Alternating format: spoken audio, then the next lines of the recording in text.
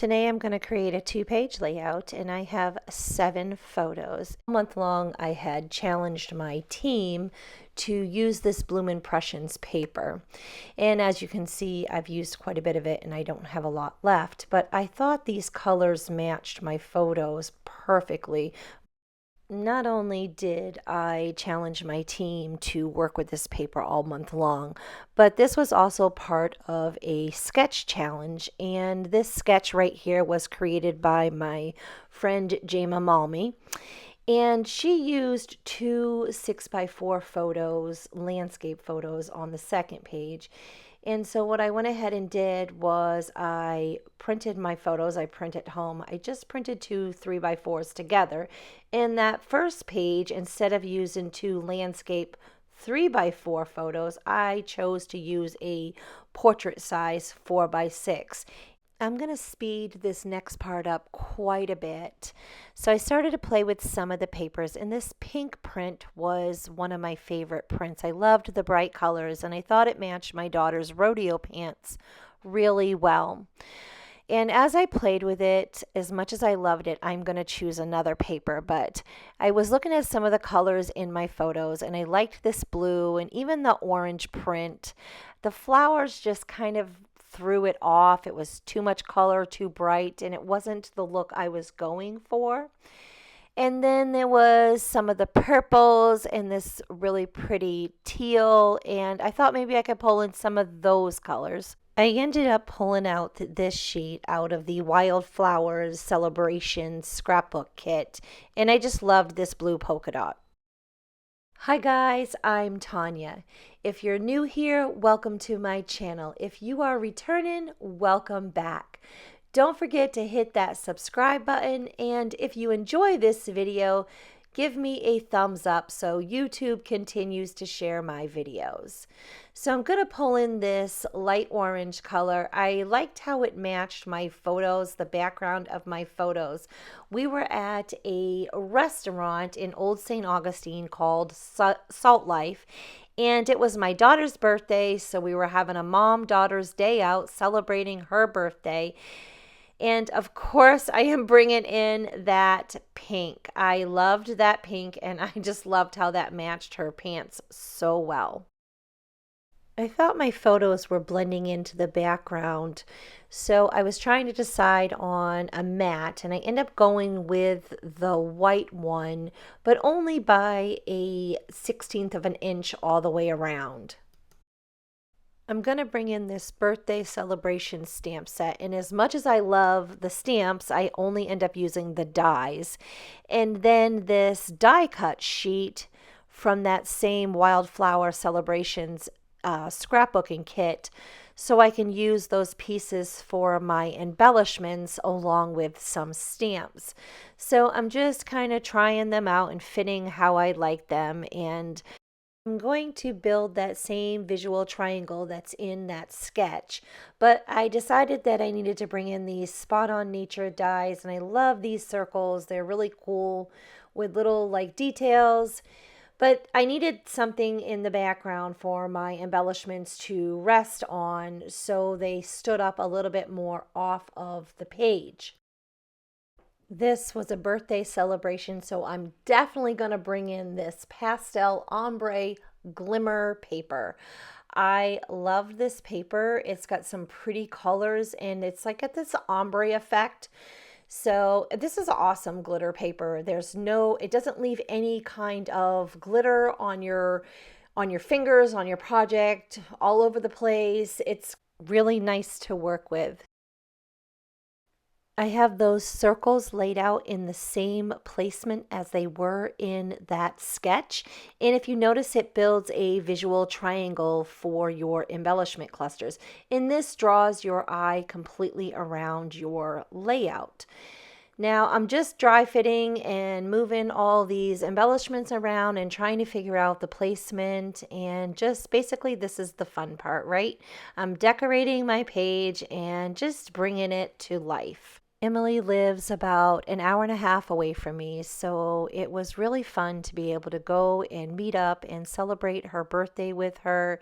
We had a really nice lunch and then was able to go and get pedicures done together. And I just felt really fortunate to be able to have this special time with her.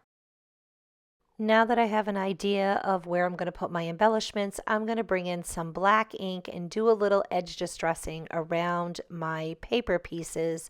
That way there they stand up a little bit more off of the background. And I love this. I feel like it gives it a more finished look. I am going to bring in some blueberry bushel ink.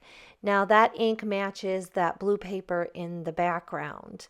I'm going to stamp some words. I am trying to figure out my title. I struggled with the title for quite a bit. Honestly, I didn't even really come up with it till almost the end of creating this layout. I was wanting to fit the title between my balloons and my daughter's photo, and I just could not pull it together. So I stamped this word day, and on that stamp set documenting the day, that was a special from the celebration of from Stamping Up. It had a perfect, so I was going to put a perfect day, and I'm practicing right there on that orange to see what I thought of it, and I just did not like it. So then I stamp it on a white cardstock. And I thought, well, I'll just fussy cut those letters out and put them on there like that. And I still did not like that. What do you think? Do you like that word day there? I just did not think it fit. So I'm going to pull in these dies, the alphabet a la mode, and I'm going to dry fit them here and see if I like the word hooray. And it ends up being a winner for me. I'm going to use the Day to Celebrate stamp set, which was also on that celebration stamp, to bring in these party hats. And then that ribbon. I had to bring in that ribbon because my daughter was wearing one that said happy birthday or birthday girl, and I just thought it was too perfect.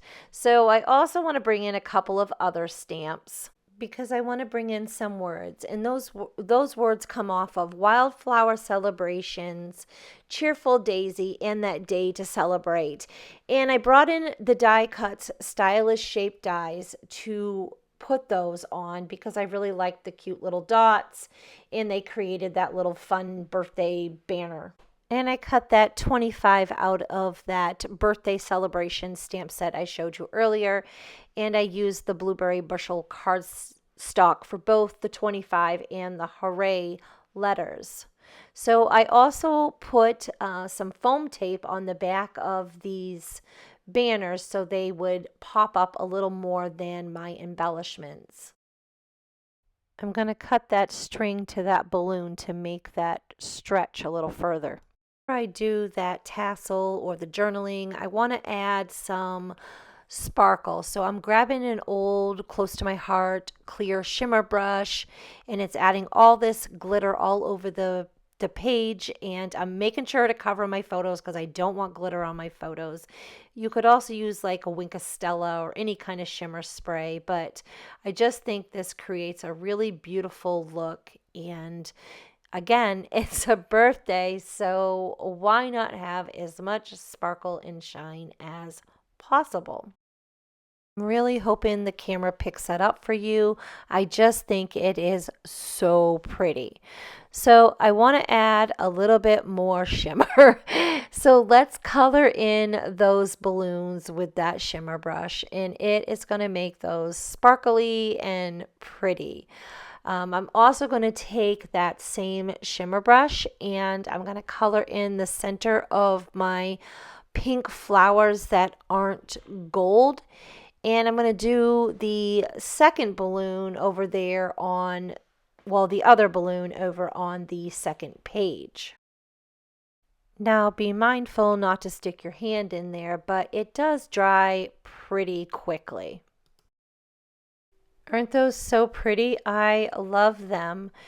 I think that adds just the right detail. So I'm moving that 25 around and I'm trying to decide if I want to bring in something else underneath that photo on the first page, on the second page.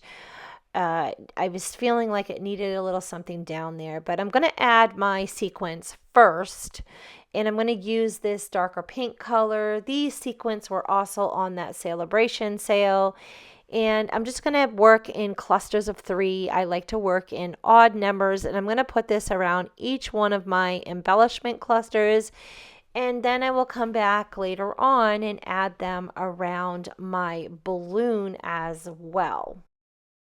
Then I'm trying to decide if I want to stamp my journaling, maybe mask that little end piece off, and where I want to put it. I'm thinking I want my journaling underneath of my photo of my daughter on the first page. This is all part of the process. You have to play with it till you find what you love and the look you're going for. And as I played with these, this journaling spot and these words, it just wasn't what I was looking for. And I end up typing up my journaling and printing that out on vellum and placing it right underneath that photo of my daughter. So I want to put that banner up top, and I'm going to cut that right off there where it has that little separation. And I want to put one part of it on the first page and the other part on the second page, and I want it to look like one continuous strip. I took my layout off of those Versa mats so I can line this up together and make it look like one continuous strip. And I'm going to glue the top part of that, like the string part, and add some foam tape to the tassel pieces. So that way there they kind of pop up and look a little more realistic. It's details like this that I really love adding to my layout. If you didn't catch my last video, it was 10 ways to add detail to your scrapbook layout. I will leave it linked at the end of this video. Just click on it. I'm wanting to add a little bit more sequence around my balloons and around my title, just to add a little bit more detail. And if you're looking for ways to add detail to your layout, don't forget to click on my next video immediately following this one.